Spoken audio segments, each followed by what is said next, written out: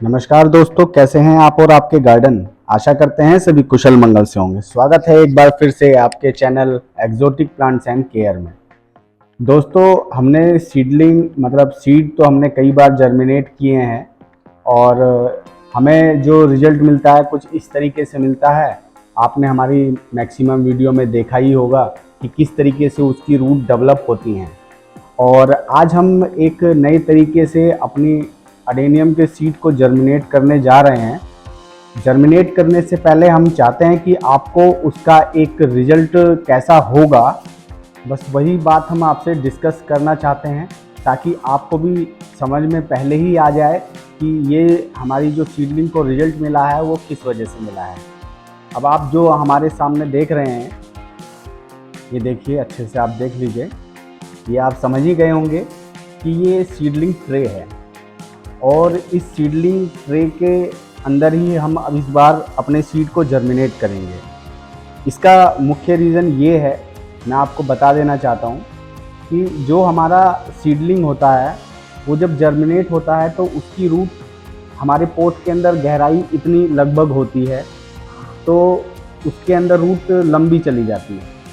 अब इसमें ट्रे में अगर हम जर्मिनेट करेंगे तो कुछ इस तरीके से रूट फैल जाएगी, क्योंकि नीचे जो सरफेस होगी वो उसको सीधाई में नहीं जाने देगी, तो कुछ इस तरीके से फैलेगी। तो जो रूट्स होंगी हमारी ज़्यादा लंबी नहीं होंगी और इस तरीके से ये फैलकर एक ऑक्टोपस की तरह जाल सा बनाएगी। आप देख रहे हैं। तो इसी वजह से हमने सोचा कि एक बार क्यों ना इस ट्रे में जर्मिनेट कर लिया जाए। मैं थोड़ा सा डिस्क्रिप्शन बता देता हूँ आपको इस ट्रे का। तो देखिए, मेरे पास ये इंची टेप है। अब मैं आपको इसका मेजरमेंट भी बता देता हूँ। ये देखिए, इसकी जो लंबाई है 51 इंच, नहीं सॉरी 51 सेंटीमीटर। ये 51 सेंटीमीटर की इसकी लेंथ है इनर साइड की, और 22 इंच सेंटीमीटर है इसकी चौड़ाई।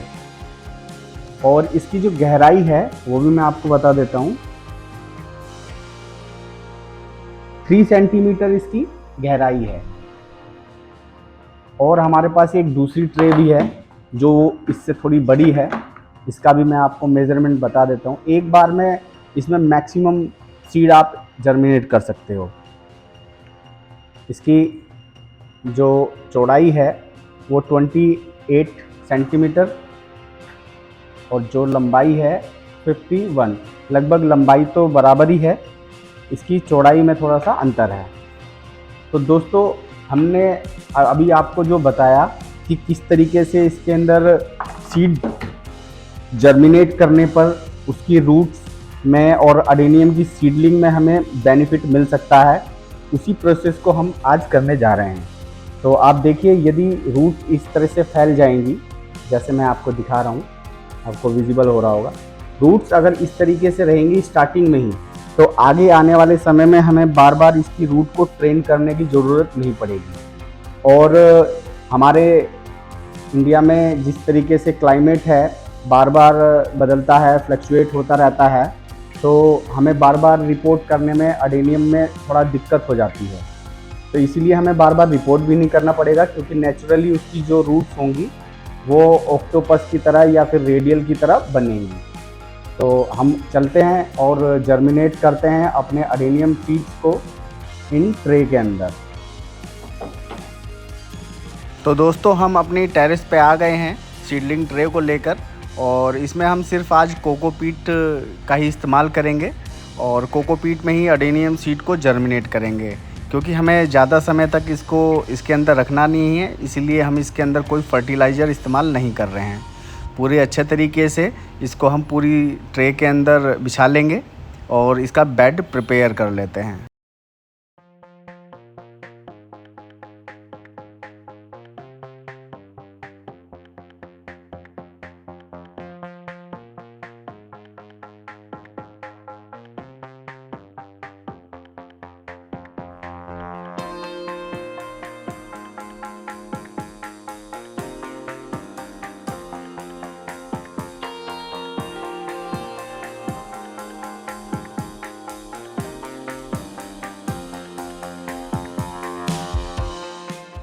दोस्तों अब हमारा बेड तो प्रिपेयर हो गया है।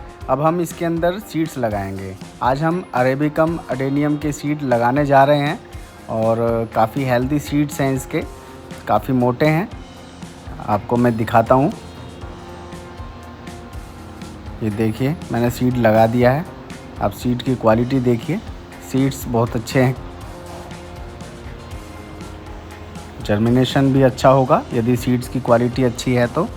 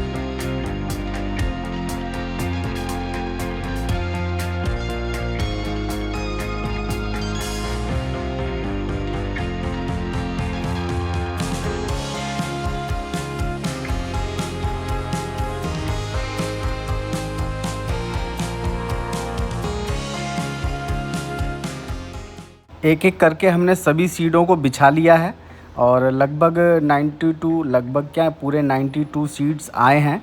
सीड्स कम पड़ गए, वरना इस ट्रे के अंदर हम पूरे 100 सीड एक बार में जर्मिनेट कर सकते हैं। दोस्तों सीडलिंग ट्रे में जर्मिनेट करने का एक फ़ायदा आपको ये भी मिलेगा कि आपको सॉयल कम इस्तेमाल करनी पड़ेगी, क्योंकि इसके अंदर ज़्यादा गहराई नहीं है। और उसके ऊपर फिर हम जो मैं ये स्प्रिंकल कर रहा हूँ, ये सूखी हुई कोकोपीट कर रहा हूँ। सूखी हुई मतलब मैंने इसको अभी डिप नहीं किया है, बस सीधा इसका बारूदा बनाकर और इसके ऊपर स्प्रिंकल कर रहा हूँ।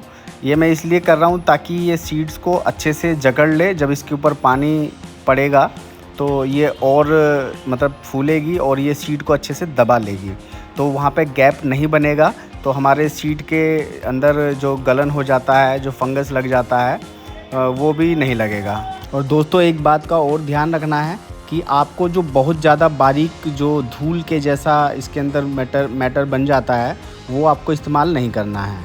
मैं आगे आपको वीडियो में उसका दिखाऊंगा कि कैसा आपको इस्तेमाल करना है।